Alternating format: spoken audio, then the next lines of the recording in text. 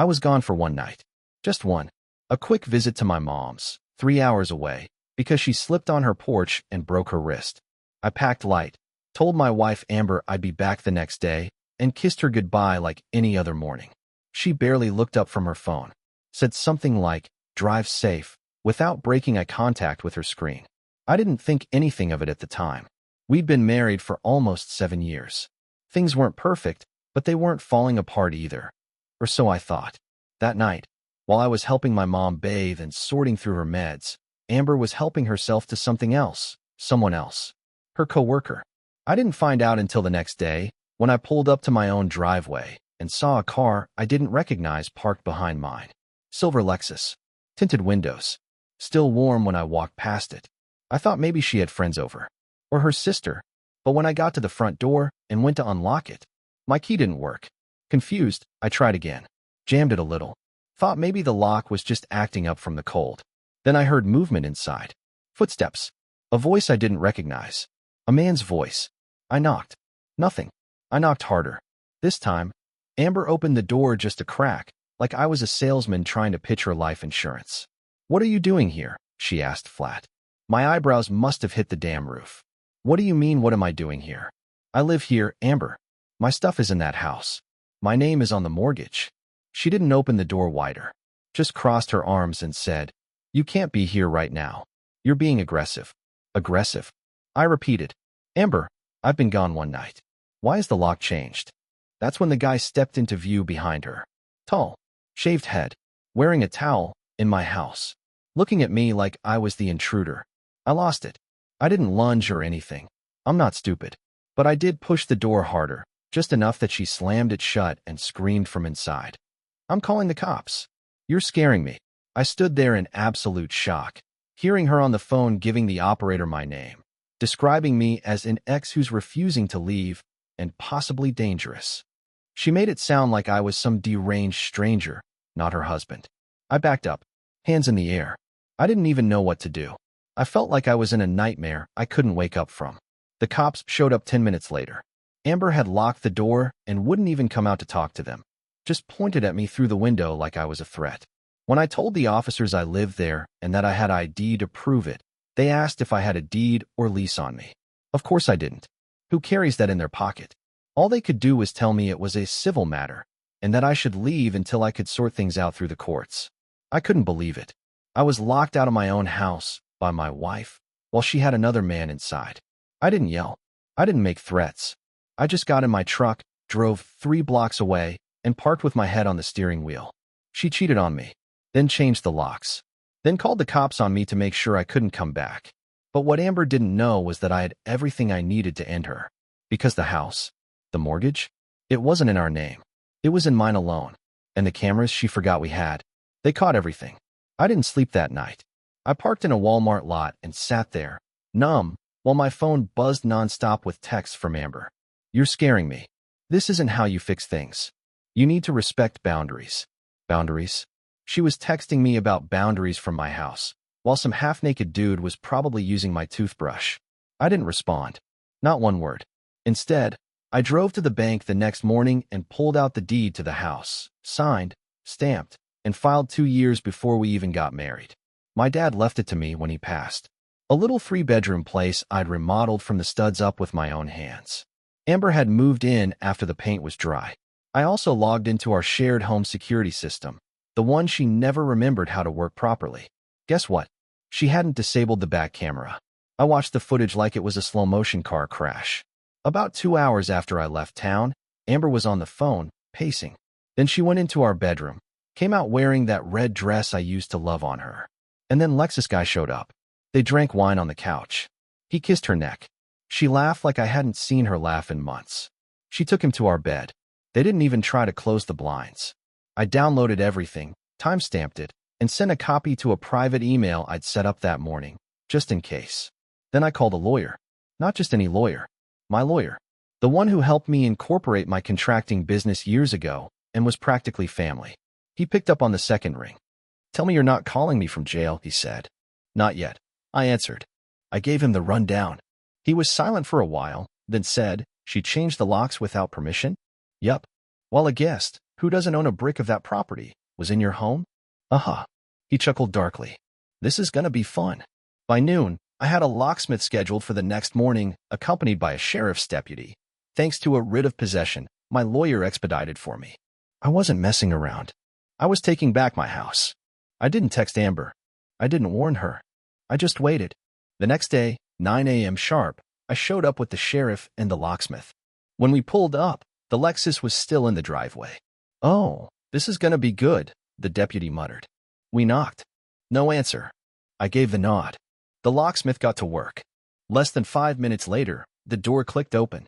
We stepped inside, and there they were, Amber in a robe, Lexus guy shirtless, both of them staring at us like deer in headlights. Amber started yelling immediately. You can't just come in here. You're violating my privacy. The deputy raised a hand. Ma'am, this home is legally owned by your husband. You are currently in violation of the law by changing the locks without consent or lease. She looked at me like I just kicked her dog. You planned this, she hissed. No, I said calmly. You planned this. I just executed better. Lexus guy finally spoke. This is harassment. We'll sue. The deputy smirked. Please do. I love court. Amber tried a different tactic. She got teary. You locked me out emotionally. You shut me out. I was lonely. Then you should have filed for divorce, I replied. Not invited your little side project into my bed. I turned to the deputy. Please escort them off the property. Amber exploded. Where am I supposed to go? Not my problem, I said. But feel free to let your boyfriend drive you somewhere warm.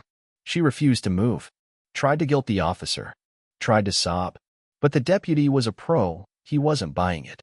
He gave her 5 minutes to gather essentials. She grabbed a gym bag, muttering obscenities under her breath. Lexus guy didn't say another word. He just kept his eyes on the floor.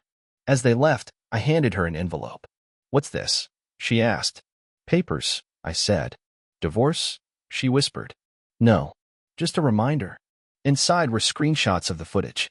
Every angle, every kiss, every smile, every betrayal. She looked at me like she didn't even recognize me anymore. That made 2 of us. When the door closed behind them, I finally let myself exhale. The silence was deafening and beautiful, but I wasn't done yet. Because what she did next, she tried to sue me for wrongful eviction and expose me online as an abuser. You better believe I was ready. Amber didn't go quiet after I kicked her out. Far from it. Less than 48 hours later, I got a notification from my business Instagram. Someone had left a 1-star review on my home renovation company's page. Then another. Then a third. Each one nastier than the last. Do not hire this man. He's violent, controlling, and emotionally abusive. This company supports toxic masculinity and gaslighting. He locked his wife out after she tried to talk to him. Disgusting. I recognized the usernames. Friends of hers. Coworkers, probably. One was definitely her cousin. All parroting the same story. Amber had launched a full-on smear campaign. She didn't come at me directly, no texts, no calls, no emails. But she didn't have to. She was using my business as a weapon, trying to hit me where it hurt most. And it stung. In the next 2 days, I lost 3 leads. 2 clients postponed scheduled work with no explanation. My company website started getting hate comments under the testimonials section, all from people I'd never met. And then the worst of it, a TikTok. Amber posted a 90-second video from her car, eyes red, music swelling underneath her voice as she claimed she had been emotionally abandoned, gaslit, and manipulated by the man who was supposed to love her. She never used my name. She didn't have to. She tagged our local town hashtag, used the name of my business, and showed the outside of our house, the one I'd reclaimed just 2 days earlier, as she whispered, he changed the locks while I was out getting groceries. The comments exploded. Leave him, sis. You deserve better. Men like that don't change. The video hit 10K views in under 12 hours. I had no idea she even had a following like that. Turns out she'd been posting lifestyle content for months. I was barely in any of it. At first, I panicked. I didn't want to retaliate. I wanted to take the high road. But my lawyer had other ideas. You've been defamed, he said flatly. This is business sabotage. We can go scorched earth if you want. I didn't want to go scorched. I wanted to go surgical. So I made a little compilation. It included her being intimate with Lexus guy on my home cameras, blurred for legal reasons, of course. A time-stamped copy of the home deed in my name. A copy of the sheriff's written report from when I re-entered the property with lawful force. A screenshot of every bad review with linked IPs, all traced to either Amber's apartment complex or her cousin's house. Then I sat down, flipped on the camera, and made a video of my own. It wasn't dramatic. I didn't cry. I didn't even mention her name. I just calmly walked through what happened. How I went to take care of my injured mom. How I came back to find another man in my home. How the locks were changed without my consent. And how she tried to paint me as an abuser to avoid consequences. And I ended with this. I'm not asking for sympathy. I'm not even asking for justice. I'm just making sure the truth is out there. Because some people weaponize their tears. But facts don't care if you cry. I posted the video to my business page, my personal page, and yes, TikTok. Amber's army tried to report it. TikTok didn't remove it. Instead, hers got flagged. And oh, did the tide turn. Comment after comment flooded her video now. Why didn't you say he owned the house? Wait, you had a man in the house while he was away? This doesn't match the police report. She turned off comments. Then she went private. Then she deleted the video altogether. But it was too late. The internet remembers. That weekend, I took the silence as a win. Thought maybe she was done. She wasn't. Because Monday morning, I got a notice from her lawyer.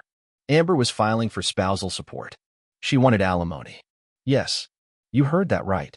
The same woman who cheated on me, changed the locks, tried to ruin my name online, was now demanding that I pay her monthly because she'd grown accustomed to a lifestyle during our marriage and suffered financial hardship due to the abrupt dissolution of cohabitation. The balls. My lawyer actually laughed when he read it. She thinks she has a leg to stand on? I asked. She doesn't, he said. But this isn't about winning. It's about bleeding you until you tap. So now I wasn't just fighting for my name or my home. I was fighting for every dime she thought she could squeeze out of me. That's when I decided to do something drastic. She wanted a war? She was about to get one. You know what's wild? Amber really thought I'd just pay her to go away. She wasn't just asking for a little help with rent or a one-time settlement. Nah. Her lawyer submitted paperwork requesting $2,400 per month in spousal support. Why? Because during our marriage, I paid most of the bills. She framed it like I enabled her dependency. Let me say that again for the people in the back. She cheated, moved another man into my house, tried to ruin my business, and then tried to invoice me for it. My lawyer and I sat across from her attorney at a preliminary meeting. Amber came in dressed like she was heading to brunch in Beverly Hills, sunglasses, fake tan, full glam. She didn't look heartbroken. She looked pissed. She didn't even glance at me. Her lawyer said something like, "My client has suffered emotional and financial hardship due to the sudden end of the marriage, which left her without adequate housing or income." I leaned in, calm as ever. Would you like to see the footage of my client's wife moving her boyfriend into his house 36 hours before she filed for spousal support? Her lawyer blinked. I'm sorry. What? I have videos, multiple angles, and timestamped images, all legally obtained. Amber's lips went tight. Her lawyer paused, then said, "We'll need to review that before proceeding." We didn't hear back for a week. But in that week, I took things a step further. If Amber wanted a war, I'd give her the kind that drained her soul, not just her wallet. I hired a private investigator. Not some cheap Craigslist creep. A professional. Veteran. Real trench coat, real notebooks, real long lens camera kind of guy. Took him 2 days to uncover more than I could have imagined.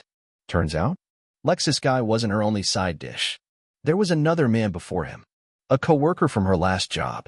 And based on their texts, their relationship overlapped with ours for nearly 8 months before she got caught. Even better? She'd been getting paid. Not like an escort. No, Amber's not that direct. But she had been letting this guy cover her credit card bills and loan her money. The PI found screenshots, Venmo transfers, text with things like, "Thanks, babe. You really saved my ass this month, Red Heart." I gave all of this to my lawyer. We built a timeline. We stacked it with evidence.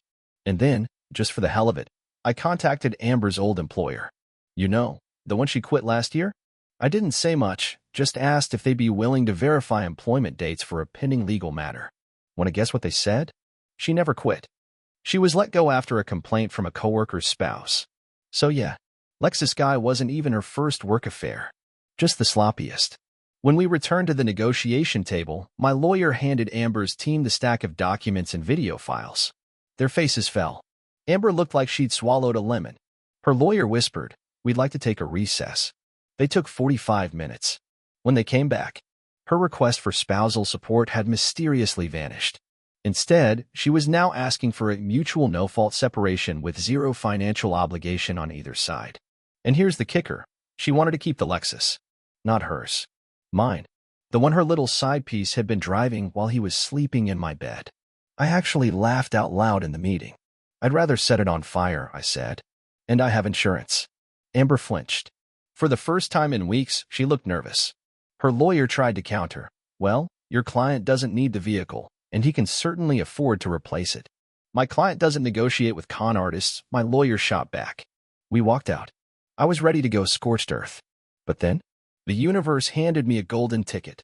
A week later, I got a message on Instagram from a random woman. She asked, "Are you the guy Amber was married to?" I said, "I used to be." "Why?"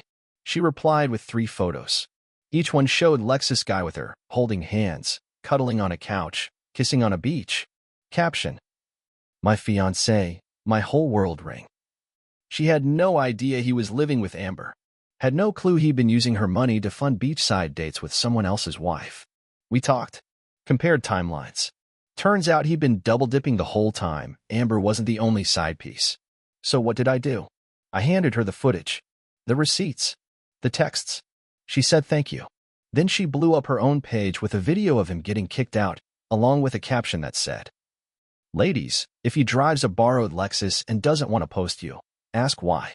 Amber saw it. She messaged me 3 hours later. "You didn't have to go this far. You're cruel."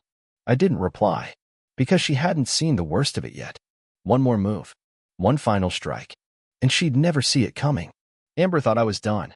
She thought because I shut down her alimony request, exposed her lies, and wrecked her little love triangle, that I'd call it a draw. But see, Amber never understood the difference between revenge and justice. Revenge is angry. Justice is patient. And I was very patient. Let me take you back about 2 years before all this mess. When Amber and I were still happy, she begged me to help fund a small online business she wanted to start. Some boutique crap, candles, oils, tarot readings. Real influencer core nonsense. I told her I'd help under one condition. She had to keep records. Real records.